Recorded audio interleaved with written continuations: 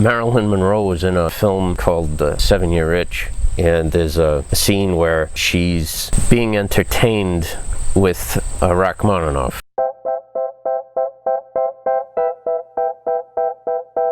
You've got some really interesting names for both your pens and your inks, so quite a few people that we have spoken to have been interested in where the names come from. There's a pen called Truck Lagoon, and I've seen documentaries on the battle that took place there between the Americans and the Japanese. And Truck Lagoon's very famous for having incredibly crystal clear blue water. All of the modern high-resolution color photography that's been done there underwater, it has a unique color to it. Immediately struck me as being Truck Lagoon. Marbled Marianas is another that's related to that part of the Pacific, Tahiti, French Polynesia. They have an abalone over there. It's like a black abalone. It's got purple hues in it. It's incredibly rich in its color tone. And Marianas, the Marianas turkey shoot, again in World War II, that was a reference, but also the color of the abalone, because I used to inlay abalone shell from California abalone until I was privileged enough to get a couple shells from the Pacific that had that nice black and purple hue to them. And abalone shells, when you work them, you have to work them outside on a windy day. It's highly toxic, the dust. I just had to do it a few times, and the results were incredibly beautiful. I always liked abalone mother of pearl on some of the early fountain pens of the 20th century, and that inspired that name. When you look at the pattern of Marbled Marianas and Tinian Treasure in particular, that's another one. Tinian is in that vicinity, World War II battle. And again, that type of abalone shell. Marilyn Monroe was in a film called, I believe, The 7-Year Itch, and there's a scene where she's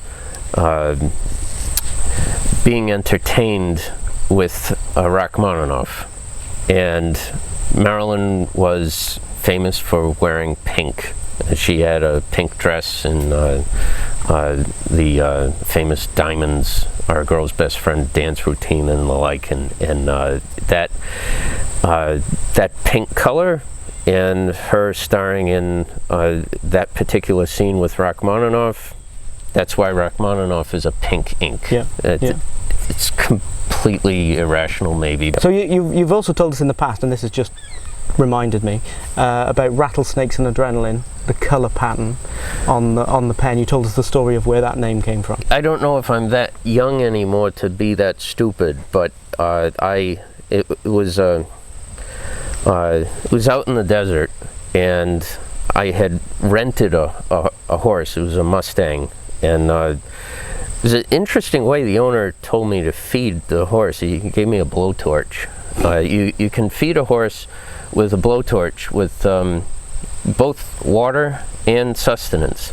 By the prickly pear cactus, the whole thing, the fruit, the seed, the pads, it's all edible. I think the Mexicans, they call it las tunas.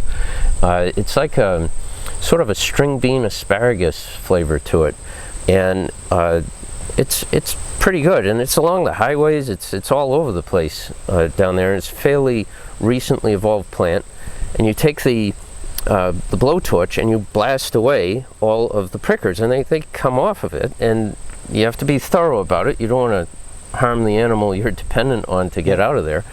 And around this particular area, there was black marbled looking rocks with black patterns where there was a wash, and some of the rain had caused this black soil, black sand to be among this white marbly rock formation.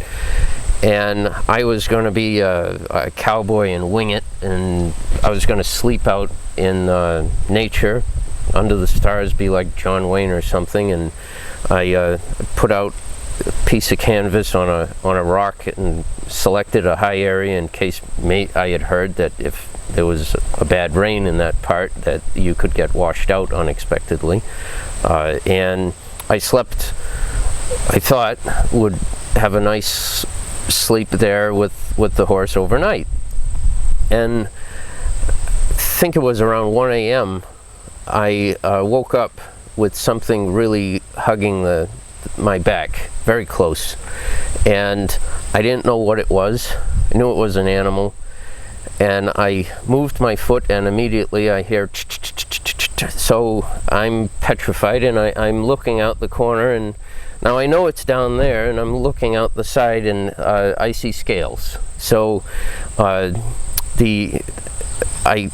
was able to see enough off of the light coming out of my watch to know that I was in a bad situation, and I couldn't move. I was petrified of that snake letting off the rattle. Again, I knew I was so far away from being able to get to a hospital or antivenom that I was cooked. So I didn't move until the sun rose sufficiently to warm up the surrounding area so that this reptile's blood went up in temperature enough that he didn't care about my body heat anymore, and he left.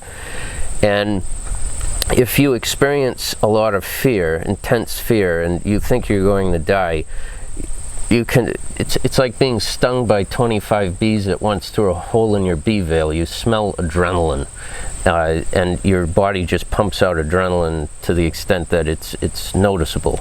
I'd imagine on the battlefield, if bullets are whizzing by your head and you almost got it, you'd probably smell the same performance of your adrenal gland. And as a result, I thought, that pattern, that's rattlesnakes and adrenaline. You obviously survived to make some more pens and make some more ink, live another day. I think it took 2 hours for all the pins and needles, cramps and everything else to enable me even to walk. Wow. Yeah. Wow. It's bad.